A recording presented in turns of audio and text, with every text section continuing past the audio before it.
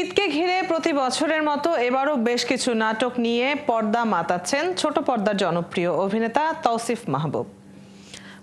সহকর্মী হুমায়রা সিদ্দিকার সাথে কথা বলেছেন তিনি। এবারে ঈদকে ঘিরে প্রেম ভাই, লাভ মি মোর, মন দিওয়ানা সহ বেশ কয়েকটি নাটক নিয়ে পর্দায় হাজির হবেন তৌসিফ মাহবুব। এইবার ঈদকে কেন্দ্র করে আপনি নাটক দেখবেন প্রেম ভাই, আপনি নাটক দেখবেন মন দিওয়ানা, আপনি নাটক দেখবেন লাভ মি মোর, আপনি আরো কিছু আছে, ধরেন প্রায় ৮-১০টার মতো নাটক আছে। লাভ মি মোর নাটকে একসঙ্গে ৩ নায়িকার সাথে পর্দায় দেখা মিলবে এই অভিনেতার। অবশ্যই খুব ভালো লেগেছে। এই যে নতুন ৩ জনের সঙ্গে কাজ করলাম, দে আর ইয়াং ব্লাড, অ্যান্ড ওদের মধ্যে নতুন অনেক কিছু। ওরা যেমন আমাকে বলছিল যে ভাই একটু অভিনয়টা শিখিয়ে দিবেন, ঠিক শিখবেন।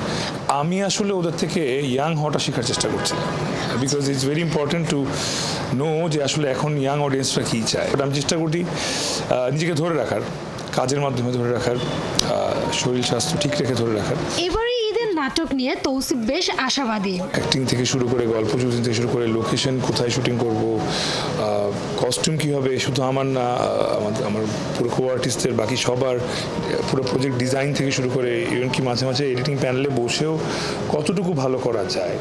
সো বিইং অ্যান অ্যাক্টর, আমি অ্যাক্টরের বাইরে গিয়েও চেষ্টা করেছি একটা কাজকে অনেক উপরে তুলে ধরার।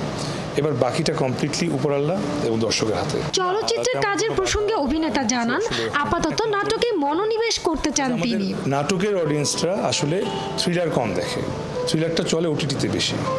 সো ওই জায়গা থেকে আমি যে প্ল্যাটফর্মে কাজ করছি সেই প্ল্যাটফর্মের অডিয়েন্স তো আলাদা আলাদা। সেফ সাইডে আপনি কোন নাটকটা চুজ করবেন যেটাতে ফ্যামিলি আছে, রোম্যান্স আছে অথবা কমেডি আছে। This is the genre for নাটক, অ্যান্ড আই বিলিভ এই জনরাটা মানুষ বেশি রিসিভ করে।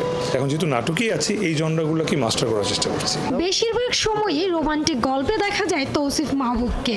থ্রিলার কিংবা ভিন্নধর্মী গল্পের কাজেও আগ্রহী তিনি।